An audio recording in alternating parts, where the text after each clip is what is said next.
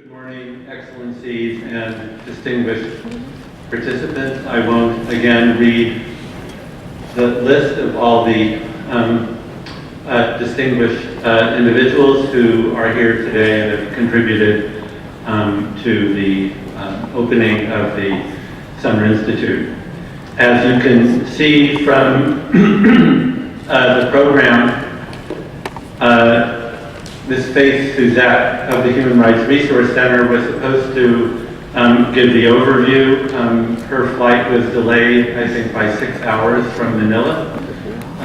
She, I hope, arrived about an hour ago in Bali and will be here later this morning. But I was asked to fill in for her in providing the overview of the program. Before doing that, I would like to also express my thanks to all of our partner organizations, Udayana University, the Human Rights Resource Center, USAID Progress, and all the others who have contributed, and especially the staff of the Human Rights Resource Center, to making the Summer Institute possible.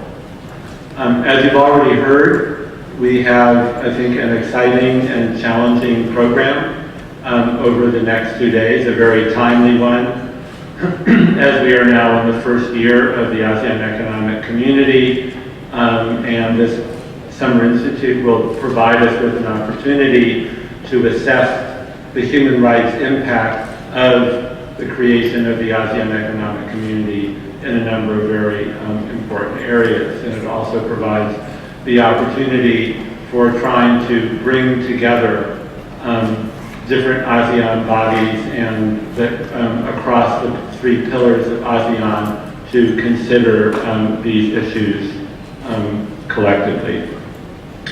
So the overarching objective of the Summer Institute this year is to promote provide ASEAN Secretariat officials, relevant ASEAN bodies, and experts from academia and civil society with a platform to discuss the ASEAN Economic Community and its interconnection with other ASEAN community pillars and principles, and particularly the human rights principles that are enshrined in the ASEAN Charter, the ASEAN Human Rights Declaration, the ACTIP, and other relevant ASEAN instruments, including the blueprints for ASEAN 2016 to 2025. This is to ensure a harmonized, coordinated regional approach to the prevention of and response to potential increased human rights risks under the ASEAN Economic Community. So immediately after the coffee and tea break that we'll have after my overview, we will begin with the first panel. And the first panel is entitled Understanding the Human Rights Dimension to Economic Integration in the Context of ASEAN. This panel will emphasize the place of human rights within ASEAN economic integration. As we move ahead with the process of economic integration and its goals of promoting the prosperity of ASEAN citizens through increasing trade and investment and so forth, it's important to remember that at the same time that we do that, we have the potential for increased risks, particularly to vulnerable populations. So this panel will aim to describe the role of ASEAN centrality in pushing for adherence to human rights standards. The panel will also provide some insights on how to mitigate the hazards of economic or potential hazards of economic integration to vulnerable groups, and in particular to women and children. After our lunch break, we'll have the second panel, which is entitled The ASEAN Economic Community, Identifying Challenges and Opportunities in the Path Outlined in the AEC Blueprint 2025 Towards Shared Prosperity.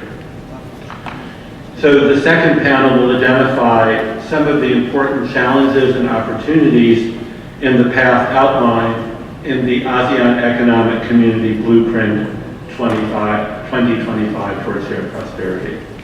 More specifically, the panel will discuss how we can build an inclusive community with enhanced well-being, livelihood, and welfare, as well as how the rights of workers will be protected in the ASEAN free trade area.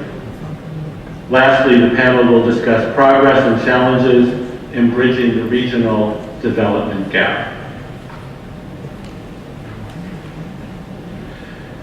After the afternoon coffee break, we'll begin the final panel of our first day. This third session is entitled Environmental and Labor Rights Considerations in Realizing a Competitive, Innovative, and Dynamic ASEAN. So this session will discuss non-traditional security issues, including climate change, food security, human trafficking, and migration challenges experienced in ASEAN, and particularly in the context of the establishment of the ASEAN Economic Community looking ahead to 2025.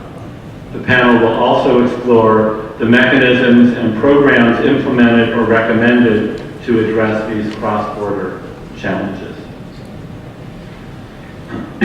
That will complete our first day, and then moving ahead tomorrow, we'll begin in the morning with a brief review of the proceedings of the first day, and we'll then move to the panel Resilient, Inclusive, People-Oriented, and People-Centered ASEAN. As we all know, the new ASEAN blueprints emphasize that ASEAN will become, or is, and will become increasingly a people-oriented and people-centered ASEAN. But in realizing what that means to create a people-centered and people-oriented ASEAN is perhaps one of the greatest challenges facing ASEAN and the economic community. So this last panel will consider an ASEAN community that is inclusive, that is people-oriented and people-centered, where growth and prosperity are not limited to business enterprises, but can meet the challenges and goals of ASEAN in creating shared prosperity for the 635 million citizens of the ASEAN member states.